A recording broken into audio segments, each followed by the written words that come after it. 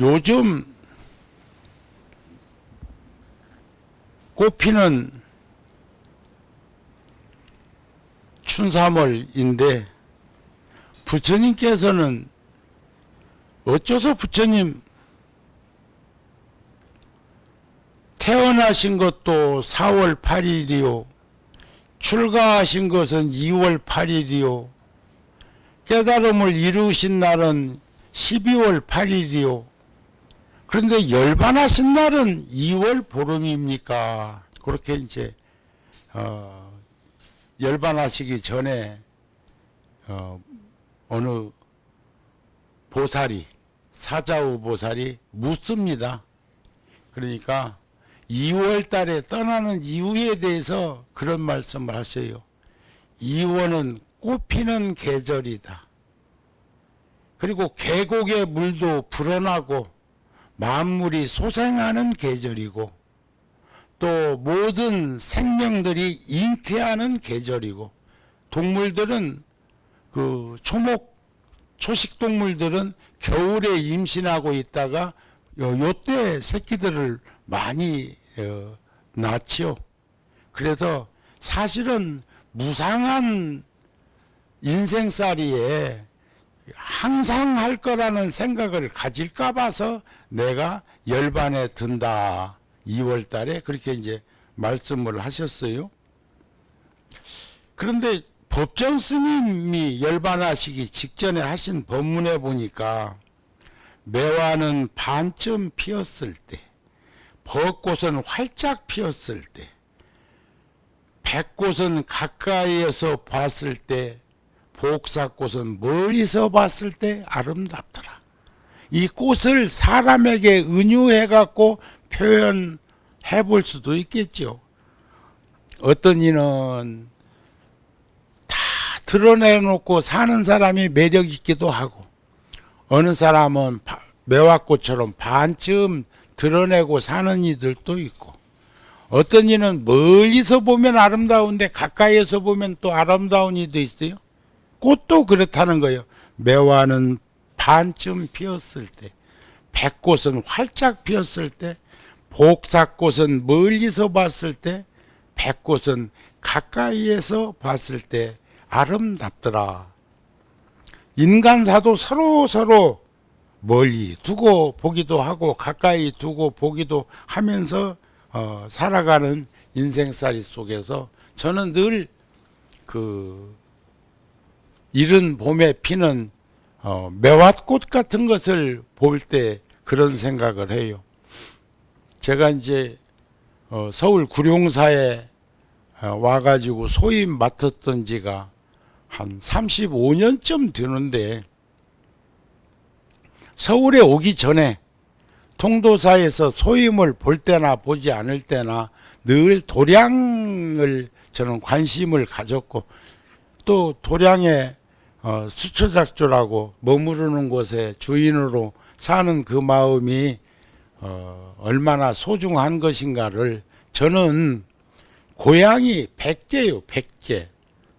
1000년 전으로 거슬러 올라가면 백제 스님. 요즘은 그쪽 사람을 호남 사람이라고 그러대. 호남 사람. 그 다음에 옛날 신라 사람들을 요즘은 영남 사람들이라고 그래. 그런데 통도사가 1400년이 지났는데 1400년 동안에 백제 스님이 신라국에 와갖고 통도사 주지 처음이랴. 제가 2007년도부터 2011년도까지 통도사, 양산 통도사 주지도 했잖니. 아세요? 알아? 알고는 있어? 그럼 내가 누군지도 알겠네요.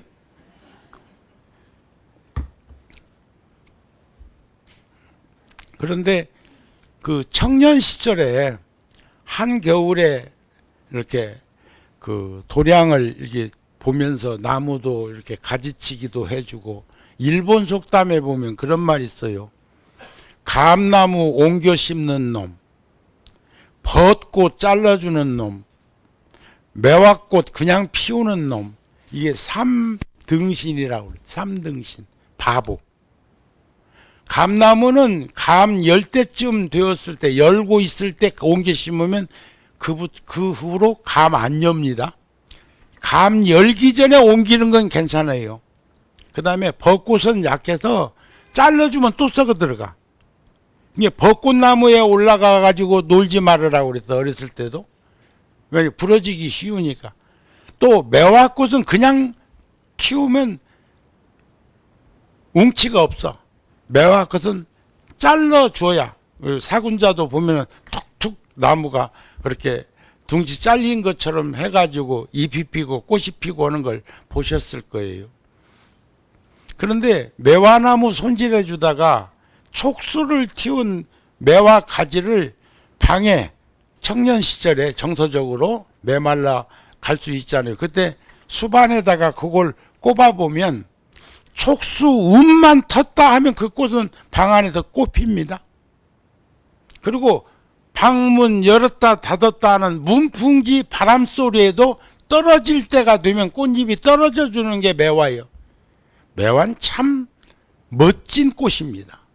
그런데 철쭉이나 진달래나 요런 것 등등등등, 저 동백도 저 여수를 가거나 전라도 쪽에 가가지고 해변가에 있는 그런 해남이나 완도나 이쪽 그 지역의 동백꽃은 참 검붉고 아름답습니다. 그런데 한수 이북으로 올라와 갖고는 온실 안에서 키우지 않는 한 꽃 볼 수도 없고, 오늘 필까 내일 필까 망설이다가 춘삼월 된설이라도, 오늘 또 어제 저녁 또 저 강원도 쪽이랑 폭설 내렸다고 그러대요. 지금 눈 올 때 아니잖아요. 그런데 여름에는 한없이 덥고 겨울에는 또 뭐 봄도 그냥 잊어버리게 만드는 그런 일들이 자꾸 기후변화가 생기는 것도 우리가 자세히 들여다봐야 될 사항들이 아닐까 싶은 생각이 듭니다. 그래서 저는 그런 꽃은 별로요. 별로 안 좋아해. 그냥 진달래는 조금 나아. 철쭉이라든지 개나리라든지 저 장미 같은 것도 꽃이 피었다가 질 무렵쯤 되면 꼭 목을 따줘야, 잘라줘야 그 옆에 새순에서 가지가 돋아가지고 또 꽃을 피지. 방치해 놓으면 넝쿨장미 같은 건 한 번 꼭 피고 나면 그 해는 그만이야. 가시만 더덕더덕 할 뿐이지. 그런 걸 통해서도 인생사를 들여다볼 수 있는 현상들이 있었으면 좋겠다 하는 생각을 해. 동백꽃 같은 것도 기후 환경 풍토가 좋아서 피는 거야. 누구는 못 펴. 기후 환경 풍토가 좋아가지고 인생사 살아가는 건 누구는 못 살아. 그러나 그런 것들을 극복하면서 12곡의 길에서 우리는 어떻게 인생을 살아야 할 것인가 하는 것도 들여다볼 수 있었으면 좋겠다, 그런 말씀이고, 제가 이번 출가제일에서 성도제일, 시간적으로는 출가 성도 열반이 상당히 긴 시간입니다. 한 50년? 그러니까 부처님이 2613년 전에 태어나셔가지고 4월 주파일날 29살 때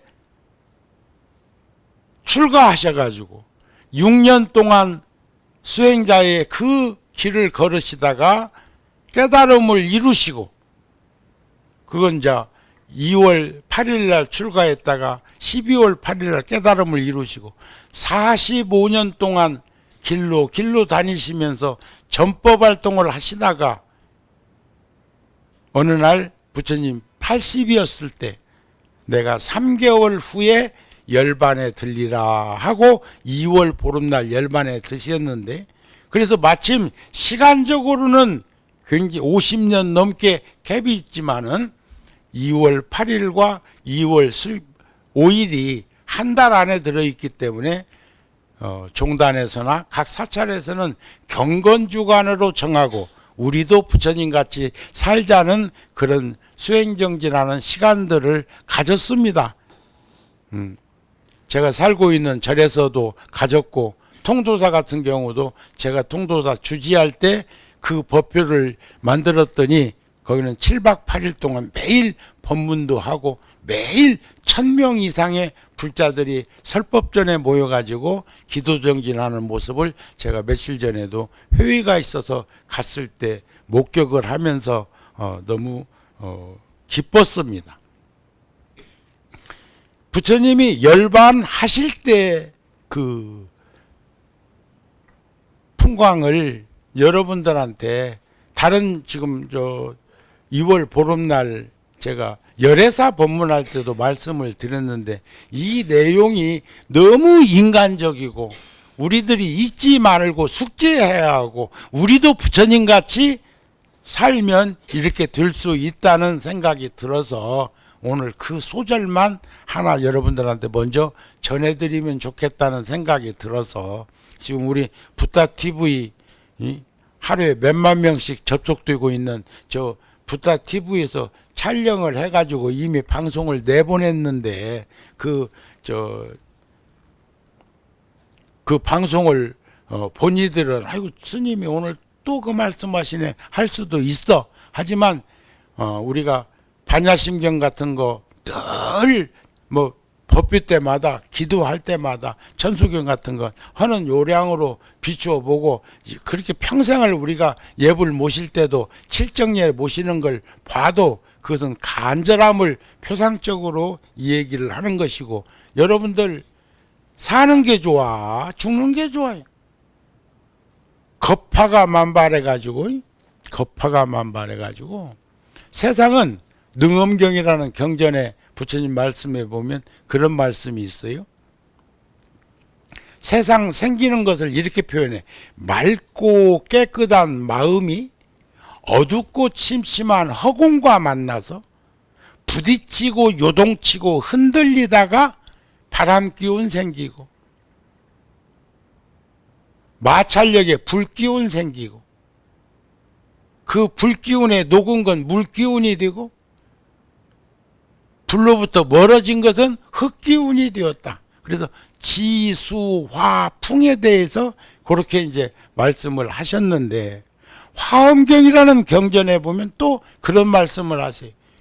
우리가 살고 있는 지구라든지 우주의 천체의 별들이라든지 다양한 이 현상들이 흙과 물과 바람과 온기로 구성되어 있는 건 맞아. 거기서 관악목자 따지듯이 세분화하면 거긴 금도 들어있고 다이아몬드 들어있고 은도 들어있고 철도 들어있고 뭐 별별 것이 다 나눠지겠지만 그걸 구체적으로 큰 틀로 얘기하면 그렇다 그런 말씀인데 참 오묘한 가르침이 하나 거기에 숨어 있어요.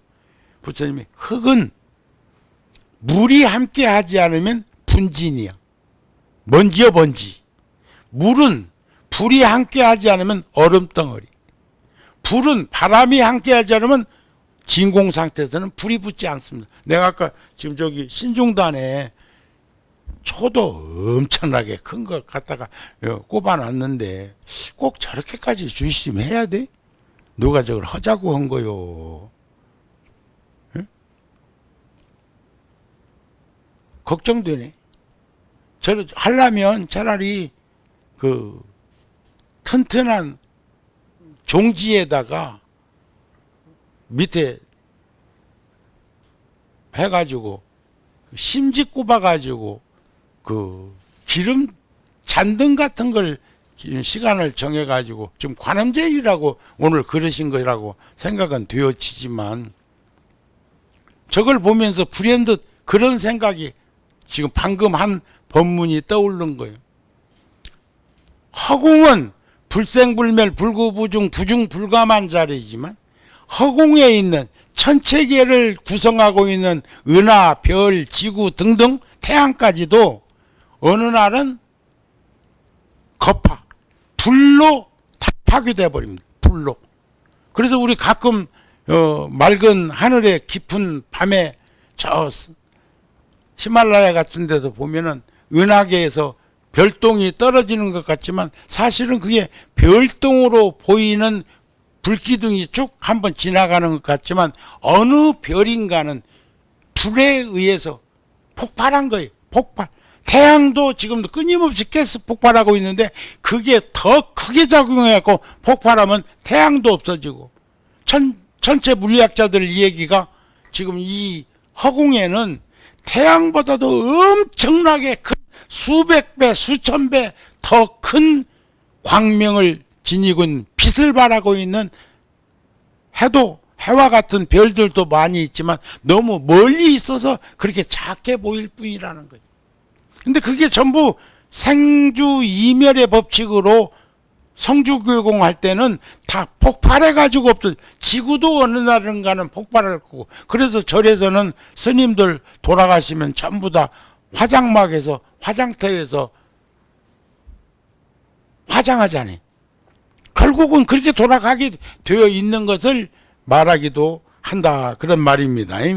자, 부처님께서 열반에 드신다는 말을 듣고 3개월이 지나는 과정 속에서 아란존자라는 부처님의 제자가 20년 넘게 시봉을 한 25년 정도 가까이에서 모셨던 스님이기도 하고 혈육으로는 사촌 동생이기도 한 스님이 슬피 우니까 어떤 이들은 키우던 강아지 죽고 나서도 뭐 몇 년씩 막 정신 못 차리고 슬퍼하는 이들도 있고 그러대. 우리 저 미국 뉴욕에 원각사라는 절에 볼이라는 진돗개가 있었는데 십수년 살았어요.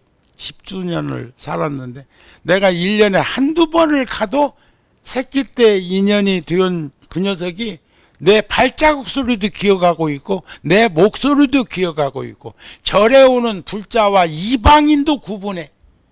서양 사람들이 오면 짖는데 동양 사람들이 저 절에 오면 앉아서 꼬리 흔들고 좋아하고 막 그래.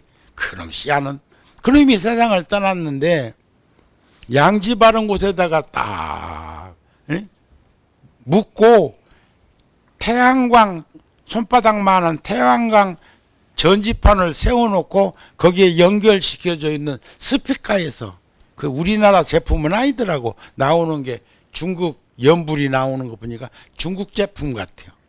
그게 지금 벌써 몇 년 되었는데도 태양광 빛에 의해 가지고 계속 나오는 거예요. 연불이. 그러니까 그래도 절에서는 그렇게 해준 것이라도 그랬다 치자 이거요. 그런데 그 진돗개하고 가깝게 지냈던 스님이나 거기 사는 대중들은 지금도 또 저도 가면 같이 살던 스님이 없거나 하는 것은 어디 갔는갑다 쉽게 생각을 할 수가 있는데 그놈이 안 보이니까 한 2, 3년 동안은 말이야 허전하고 섭섭하고 눈에 삼삼하고 그러더라 이 말이야. 그러니까 25년 넘게 부처님을 근접 시봉했던 아란이 입장에서야 얼마나 슬프셨겠어요. 얼마나 슬펐겠어. 그때 부처님께서 하시는 말씀이요. 아란다야 울지 말아라. 여러분들도 공부 열심히들 해가지고 이제 임종을 목전에 두었을 때 요 정도 말을 한번 할 수 있는 내가 되는 확신이 있었으면 좋겠다 싶고 그래서 지금 입력시켜 드리니까 잘 기억해 놓도. 아란다야 울지 말아라. 가까운 사람과 언젠가 한 번은 헤어지게 되어 있는 것이 이 세상의 인연이다. 한 번 태어난 것은 반드시 죽게 마련이다. 죽지 않기를 바라는 것은 어리석은 생각이다. 너는 그동안 나를 위해 수고가 많았다. 내가 떠나간 뒤에도 더욱 더 정진해서 성인의 자리에 오르도록 하여라. 성인의 자리. 오늘 저 천주교 믿으시는 시의원님이 오셔서 불현듯 그 생각이 나는데 성당에는 성인의 지위를 얻은 분들이 2000년 동안에 굉장히 많습니다. 예를 든다면 순교를 하셨다든지 많은 이들에게 헌신적인 그런 삶을 사셨다든지, 그건 교황청에서 정해지는 것이지만, 테레사 수녀 같은 경우에도 성인의 그 지위를 얻었다고 합니다. 물론 그 성인의 지위라는 건 천주교에서 이루어지는 일이겠지만, 근데 불교에도 아란에게 부처님이 말씀하시기를, 내가 떠나간 뒤에도 더욱 열심히 정진을 해서 성인의 자리에 오르도록 하여라. 성인의 자리라고 하는 것은 8정도를 닦으면 됩니다. 37조도품 가운데 8정도, 정견 제대로 보고, 정사유 바른 생각하고 바른 말을 하고 바른 생각을 가지고, 그러니까 정견, 정사유, 정어, 정업, 정명, 정정진, 정념, 정정, 이 8가지를 행하면 성인의 도에 오른다, 그런 말입니다. 그런데 부처님이 다시 말씀하기를, 내가 떠나는 것을 보고, 지금 내가 열반에 드는데 떠나는 것을 보고 그것을 죽음으로 알지 말아라. 열반은 죽음이 아니니라. 열반이라는 말은 번뇌가 일어나지 않는 자리를 열반이라고 합니다. 이 가르침대로 살아가면 설사 내게서 멀리 떨어져 있어도 그는 항상 나와 함께 하느니요. 이 가르침대로 살지 않으면 나와 함께 있어도, 그림자나 발자국처럼 나와 함께 있어도 멀리, 아주 멀리 있는 것과 다름이 없느니라. 죽음이란, 여기 중요한 부분입니다. 죽음이란 육신의 죽음이라는 것을 잊지 말아라. 4대 육신, 지수와 붕으로 인연 계합되어서 이루어져 있고, 그런데 참 부처님이 그러셨어요. 육신은, 이 몸은 부모에게서 받은 것이므로, 여러분들 이 몸은 부모에게 받았죠? 우리가 세포가 말이요 1조가 넘는답니다. 그 부처님 당시에도 그런 일이 있었대요. 하루는 부처님이, 내 몸에는 수많은 생명체가 나를 의탁해서 기생한다, 살아가고 있다, 그랬거든. 그랬더니 그러고 나서 얼마 있다가 한 스님이 세상을 떠났는데 장례식을 앉는 거예요. 부처님이 제자들을 불러서 물어, 왜 장례식을 하지 않는가 하니까 그 제자가 하는 말이, 부처님께서 저번에 법문하실 때 우리 몸에는 수많은 생명체가 함께 살아가고 있다고 하셔서 그 스님은 숨을 거뒀지만 감히 우리가 화장할 수가 없습니다. 살생하는 거 아니요. 이제 그렇게 얘기를 하니까 부처님이 하시는 말씀이, 그가 숨을 거둠과 동시에 끝맺음을 한다. 그게 지금으로 말하면 의학적으로 세포다, 그런 말. 이해가 되세요? 세포 분열에 의해서 우리는 노병사를 맞이하는 것도, 성장하기도 하고 이렇게 유지되기도 하고 소멸되어 가기도 하는 그 이치를 부처님은, 육신은 부모에게서 받은 것이므로 늙고 병들고 죽는 것은 어쩔 수 없는 일이다. 부처님은 육신이 아니라 깨달음의 지혜이다. 이 육신은 여기에서 죽더라도 깨달음의 지혜는 영원히 진리의 길에 살아있을 것이다. 내가 떠나간 후에도 내가 말한 가르침이 곧 그대들의 스승이 될 것이요, 모든 것은 덧없나니 무상하나니 게으르지 말고 부지런히 정진하여라 하는 게 부처님께서 마지막 열반하시기 직전에 슬피 모인 제자들에게 그렇게 이제 말씀을 했다, 그런 말입니다. 자, 달라이 라마께서 2월 19일 날, 정월 보름날이요, 인도 달람살라에서 법문하신 내용 중에 보니까 수행의 씨앗, 수행의 씨앗은 자비심이다. 여러분들, 씨앗과 열매는 현상으로 보면 다릅니다. 열매는 결실이고 씨앗은 종자라고요. 자, 아이와 어른이 사람인 것은 맞은데 사람이 아닌 건 아니잖아요. 구분지어서 어린이, 노인이라고 표현하는 것일 뿐이지 사람이요. 그러나 아이가 몇십 년 후에 어른 될 거라고? 어른 노릇 할 수 없는 거예요. 또 어른이 나 죽고 나면 또 다시 태어날 거라고 애들 짓 해도 안 돼요. 그러나 불일불이한 거예요. 하나는 아니지만 다르지도 않아. 씨앗이 농부의 수고로움과 기후 환경, 풍토 환경에 의해서 결실을 맺으면 열매라 하고, 그 열매를 또 따서 종자로 담기 위해서 심으면 씨앗이 되는 그 과정을 수행의 씨앗은 달라이라마께서 자비심이다 그래서 자비심. 그러시면서 우리들은 일상에서 얼마나 다른 이들을 위해서 마음을 내십니까? 이타심 내십니까? 불현듯 일어나는 분심, 썩내는 마음은 어떻게들 극복하십니까? 화를 줄이고 싶은 마음은 있기나 하십니까?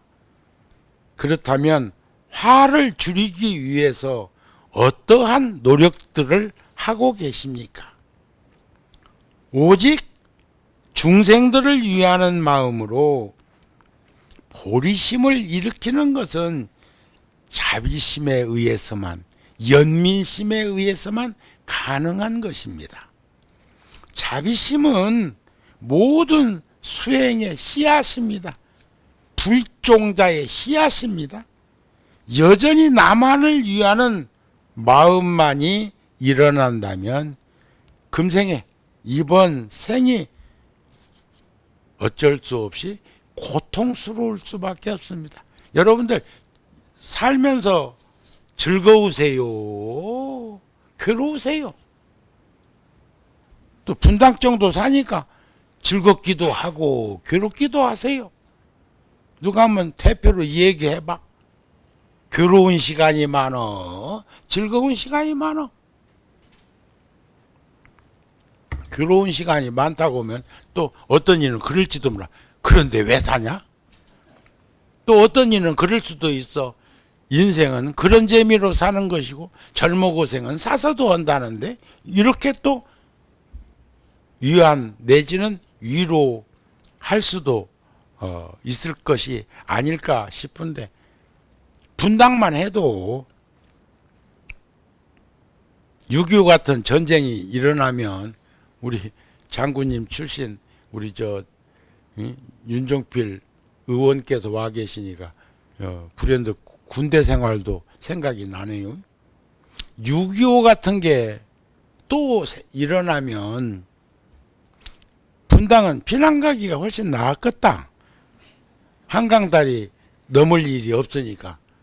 뭐 또 우리가 남한에서 북한으로 북침할 일은 없으니까 절대 우리는 그런 짓은 안 할 것이니까. 삼국시대에 1000년도 삼국으로 나눠져서 살고 고조선 시대나 발해나 수없는 역사적인 반만년 5000년을 되돌아보면 뭐 얼마나 수탈의 역사도 많고 강대국 사이에 끼어갖고 예나 지금이나, 지금 남북이 지금 이게 분단된 것이 그냥 우리가 분단시킨 거 아니요. 미소 양국에서 서로 반타작한 거 아니요. 그렇지 않은가요? 그리고 중국은 티베트 먹는데 눈 감아주고, 또 인도는 또 저 나다크 같은 쪽을 그 티베트인데 그쪽 띄어먹은 걸로 그냥 뭐 하고 저러고 그런 일이 이렇게 저렇게 막 이루어지고 있는데 우리가 2,500만 들이 두 사람당 차가 한 대 있대요. 시골에 가니까 세상에 시골 농촌에 가니까 경운기는 쓰지도 아니 이제 트랙터 있고 추럭 있고 추럭 한 1톤짜리 추럭 있고 승용차도 있고 오토바이도 있고 농사지어가 거기다 대고 숫자마다 다 휴대폰 가지고 있어가지고 매달 그 통화료 그거 내고 어쩌고 저쩌고니까 이제는 농사를 많이 짓거나 적게 짓거나 거기서 거기야 고부야. 야, 피난 갈 거라고 자동차 다 몰고 나올 건데 저기 국방부 같은 데서는 지금 전방에다가 그 길과 길 사이에다가 아치 형태로 세워가지고 거기다가 뭔 일 있으면 폭탄 장악해 놨다가 펑 터뜨려서 그걸로 불과 몇 분 지연시키는 것은 뭐 있을지 몰라도 이미 그것은 50년대 60년대에서 끝났어. 지금은 집집마다 있는 다 차물고 남쪽으로 내려가다 보면 그게 전부 차단막. 그러니까 아예 이제는 피난 갈 생각은 말해야 되는데 분당은 좀 여유가 좀 있어. 이건 봐, 또 산도 많대. 응?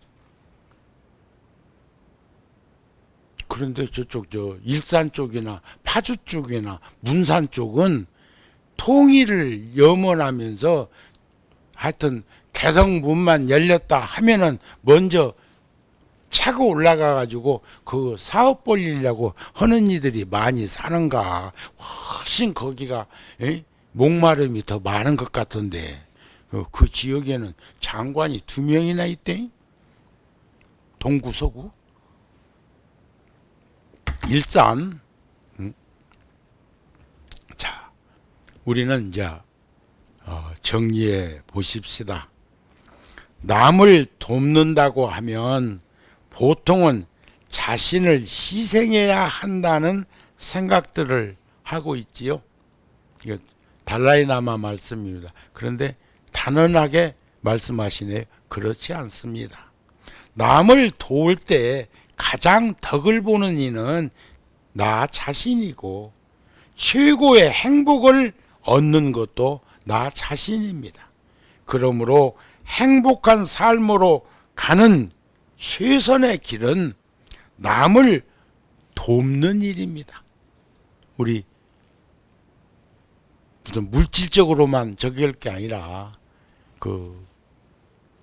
예를 든다면 폐지를 줍고 다니는 노인이 비탈길에 오르막을 오르고 있는데 마침 내가 그 길을 지금 가고 있다면 뒤에서 좀 살짝 좀 밀어줄 수 있는 것도 남을 돕는 일 아닌가요?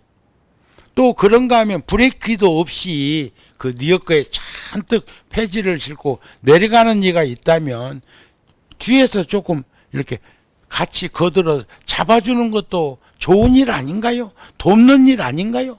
세상에는 그런 일들이 참 많습니다. 누가 가다가 쓰러졌다면 심폐소생술 같은 거 해갖고 살렸다고 미덕으로 나오는 것처럼 그런 일들이 우리는 상호 보완관계 속에서 이루어져야 할 일들이 많이 산재해 있는 것이 우리들이 살고 있는 세상이 아닐까 싶습니다. 그래서 달라이라마가 그랬어요. 가슴을 따르지 않고 생각하는 습관이 나를 자유롭지 못하게 만든다는 말을 여러 번 하셨어. 여러분, 저도요, 많은 인연을 짓고 있는데 하루에 구룡사라는 절에서 하루에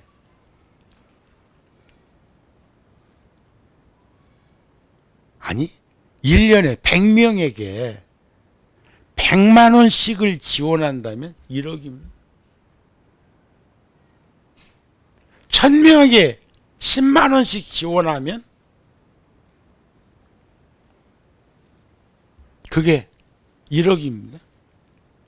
10,000명에게 10,000원씩 지원한다면 1억입니다. 그런데 구룡사 같은 경우나 보교당에서는 그런 일들을 많이 해야 돼요. 해야 되는데 사람들은 말을 안 하면 잘 몰라. 구룡사 같은 경우에 나눔이라고 하는 그 방법으로 1년에 3억 이상을 하고 있어요. 3억. 그러면 이걸 하루 평균 따지면 거의 100만 원씩이에요. 누구에겐가는 어떤 식으로든지 뭔가를 하고 있어. 이번에도 쌀 10kg짜리 500포 구룡사, 열애사 각각 그 지역 어려운 이웃들에게 정월달에 쌀 모으기 해가지고 동참해서 20kg짜리로 드리려고 하니까 너무 무겁대야. 갖다 주기가. 10kg짜리가 좋다네. 더 많은 사람한테 줄 수도 있고 더 드리려면 한 포 더 갖다 드릴 수도 있고, 그리고 쌀도 또 뜯어놓고 안 먹으면은 뭐 거기에 또 뭐 생기기도 하고 하니까 하여튼 간에 밀폐되어 있는, 요즘은 그런 것들이 자루에 담기지 않고 되어 있는 것들이 있으니까 그런 일들부터 시작해서, 심지어는 구룡사 같은 경우에는 탈북 청소년 가운데 가족 없는 아이가 혼자 넘어와서 대학 다니는 아들이 있어요.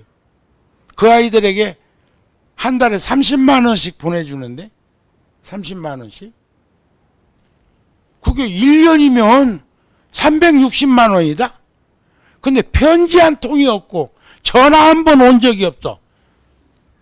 1년 결산하고 오면서 보건복지부에서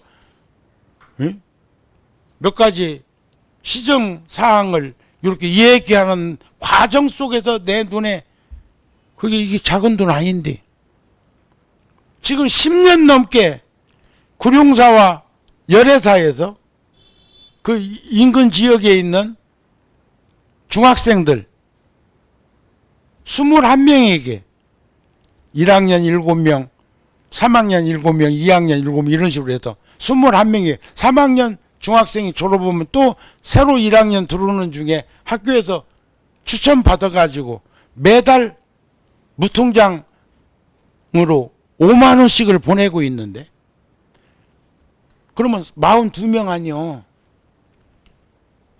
그러면 10년 넘게 했으니까 편지 한 통 오거나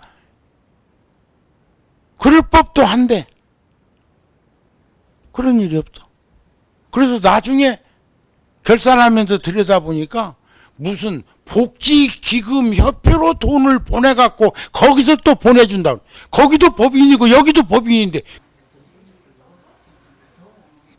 난 그렇게 못하겠어. 학교 가서 우리가 직접 우리 재단에서 절에서 보내주는 거, 나는 절 이름으로도 안 보내. 홍법문화재단이라는 데서 보내는데, 마침 저 보건복지위원이시니까 내가 이런 말도 해놔야 되겠다 싶네. 세상에. 그러니까 돈은 우리가 모아가지고 생색은 또 엉뚱한 데서 내는 그런 짓거리는 않도록 해줘야 돼. 응? 한동안에는 뭐 구청에서 주고 동사무소도 거기까지는 또 이해가 됐어. 그런데 왜 복지기금 협회에 돈을 보내가지고 거기서 주게 만들었냐? 그 말도 안 돼. 거기는 여러 명 근무해가지고 거기 근무자들이 너무 후원금을 너무 많이 봉급으로 탕진하고 있다고요. 우리는 전부 봉사 체제로 해가지고 그렇게 하고 있는데, 이런 것은 바로 정립되어야 될 일들이 아닐까 싶습니다. 그런데 그런 거예요. 지금 네팔에 12,000원씩 100명에게 매달 초등학생들한테 보내. 거기 1,000루피면 한국 돈으로 12,000원이에요.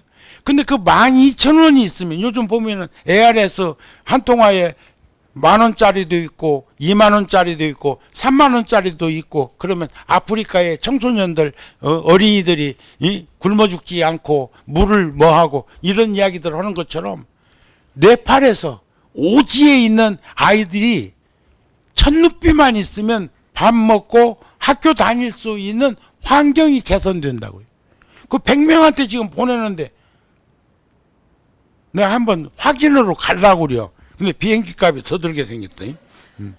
그러면 그것도 한 달에 120만 원인데 1년이면 그것도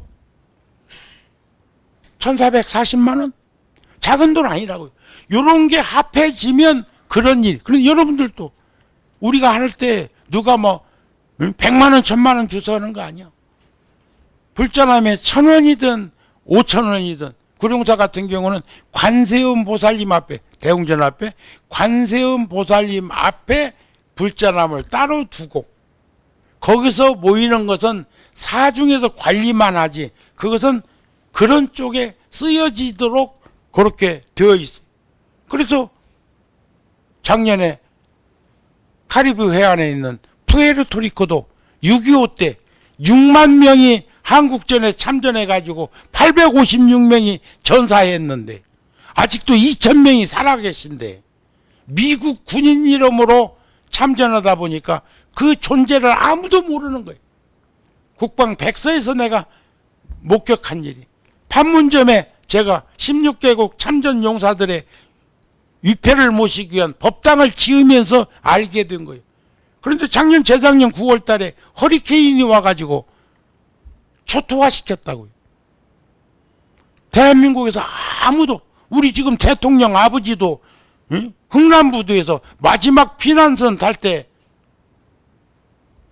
그때 그 피난선 안 탔더라면 대통령 되셨겠어? 아버지가. 그때 푸에르토리코 군인들이 배에 실려있던 무기 바닷속에다 쳐넣고 북한에서 쓰지 못하도록 쳐넣고 사수 북한에서 쳐들어오는 걸 막으면서 피난민들을 실어가지고 마지막 거제도로 배가 왔다는 것도 우리는 알고 있지 않느냐 이게. 제가 노력해가지고 30만 불이면 3억 3천만 원이었습니다. 작년 6월 달에 1,000명의 참전용사 다 90이죠. 생존해 계신 분 가운데 피해가 많았던 분들을 우리 대사관, 워싱턴에 있는 대사관 통해서, 군종교구를 통해서 그쪽에 연락을 해가지고 그쪽에서 그쪽 참전용사협회에 얘기해가지고 어려운 분들을 찾아가지고 작년 6월 달에 육군 대령 스님을 단장으로 해가지고 거기 가서 전달해드리고 왔다고. 그것도 그냥 맨입으로 됩니까? 내가 먼저 솔선해서 3천만 원을 내놓고 스님들한테 이런 일이 있는데 아무도 대한민국에서 움직임이 없으니 우리 불교가 감사함을 대신 전합시다 해서 봉은사에서도 1,000만 원, 조계사에서도 1,000만 원, 도선사에서도 1,000만 원, 그렇게 해서 저기 강화 보문사에서도 1,000만 원, 가빠유에서도 1,000만 원, 또 본사에서, 교구 본사에서 스님들한테도 어쨌든 간에 500만 원, 1,000만 원 이런 식으로 합해가지고 30만 불이면 3억 3천만 원이 좀 넘었어요. 그런 일을 할 수 있는 것도 개인적으로는 봉은사에서 1,000만 원을 냈다고 할 때 구룡사 3천만 원 냈으니까 내가 앞장섰잖아요. 나는 한 300만 원 내면서 네 1,000만 원 내라고 하면 다 알아. 그 말 안 는다고 모르는 거 아니여. 뭔 일이든지 앞장서려면 자기가 솔선수범해야 일이 잘 이루어진다는 것은 우리 판문점에서도 그걸 보세요. 판문점에 10억 넘게 들여가지고 제가 거기다가 절을 지어가지고 16개국의 참전용사들의 위패를 거기다가 모시고 600권짜리 종을, 평화의 종을 달고 거기서 누구든지 오면 칠 수 있도록 그렇게 해놨는데, 그것도 구룡사에서 1억을 먼저 내놓고 돈을 모아서 이런 일을 하려고 그러는데 우리 함께 해주세요 해가지고 종무원장 스님한테도 2천만 원 받고, 또 손 벌리는 사람들이 정해져 있어. 그러면 그 절의 소임자는 얼마나 힘들고 어려운 것을 감당하고 감내해야 할 것인가. 그런 것들도 이해가 되시죠? 그러니까 여러분들도 함께 해야 되고 동참해야 되고, 시주했다고 그래가지고 우리가 함부로 쓰지 않을 거니까. 내가 100만 원 시주했는데 절에서 1000만 원 1억치 가치 있는 일을 하고 있다는 믿음이 들면 쉬운 건데, 내가 100만 원을 시주했는데 만 원도 어디 안 오는 것 같으면 그렇잖아요. 식구끼리도 마찬가지 아니요? 집 식구끼리도. 그래서 여기서도 달라이 라마가 행복하라고 하는 법문을 하시면서 하신 말씀인데, 저나 달라이 라마의 그 말씀에 공감하고 동의하는 것은 가슴에서 뭔 얘기를 들으면 가슴에서 이내 결정을 하고 행동으로 옮기면 어느 때는 그러지 말걸, 생각 좀 해보자고 할걸. 생각은 머리로 오는 거 아니야? 가슴은 받아들이는 거고. 언하의 일도양단은 가슴에서 합니다. 마음이 가슴 부위에 있다네. 그러는데 여기서 빨리 받아들여버리면 여기서 갈등해. 아이고, 생각 좀 해보고 결정할 걸, 생각 좀 해보고 답변을 해준다고 할 걸, 그럽시다 해놨다가 낭패 본 일이 여러 번이요. 여러분들은 어떤가 몰라요. 뭔 얘기를 하면은 생각 좀 해보자고 해가지고 질질 또 빼는 사람이 너무 긴 시간 빼면은 그것도 그런데, 달라이 라마는 이것을 가슴 아파해서 가슴을 따르지 않고 무슨 말을 듣고 생각하는 습관이, 여기서 생각하는 습관이 나를 늘 자유롭지 못하게 하더라. 지혜 있는 이는, 선근이 깊은 이는, 보리심을 가지고 있는 이는 뭔 말을 들으면 언하에 결정을 해도 절대 실수하지 않습니다. 그리고 그게 옳은 일이 많아. 그러니까 뭔 얘기를 듣거나 뭘 판단할 적에는 가슴으로 받아들이고 결정할 수 있을 만큼 마음 공부를 잘 해서 지혜롭게 살아갈 수 있도록 하십시다 하는 말씀을 오늘 전합니다. 아까 부처님, 부모님으로부터 받은 몸은 어쩔 수 없이 생로병사를 겪게 되어 있으니까 그것 갖고 안 가려고 바둥치지 마라 그러자니, 알았습니까? 그런 마음으로 우리도 딱 누워 있을 때, 내가 오늘 우리 의원님한테 그랬어. 아이고 스님 체중이 많이 빠지셨네요. 아이고 지금도 75kg인데. 그러면 그 전에 얼마나 갔다는 거예요? 한 20년 이상 90kg 150근 90kg면 시골에서 돼지 잔치할 적에 150근짜리는 잡아야 잔치한다고 그랬던 게 굉장히 큰 거요. 그걸 낮추고 해갖고 어저께도 달아보니까 75kg 나가네. 그러니까 10kg 이상을 낮췄어. 그런데 왜 낮췄냐? 스님 약자실라요, 걸으실라요? 뭔 일인데요? 의사가 하는 말이, 스님 가슴에서 뻥 하면 스님은 몸 바꾸면 돼요. 몸 바꾸면. 죽으면 또 태어날 거 아니야? 난 사람으로 또 올 건데, 스님 할 건데, 전생도 스님이었고, 이제 그렇게 생각을 한다면, 근데 여기서 뻥 하면 여러 놈 힘들게 한다네. 그렇지? 여러분들도 마찬가지. 여기 뻥 해갖고 신세 지으려고 하지 말고 열심히들 운동도 하고 좋은 환경에 분당에 살면서 그러지 말고 걸으세요. 계단도 받고. 그러면 행복한 삶이 우리들과 함께하지 않겠습니까? 하는 말씀으로 박수 치는 거 보니까 끝내라 소리야. 마칩니다.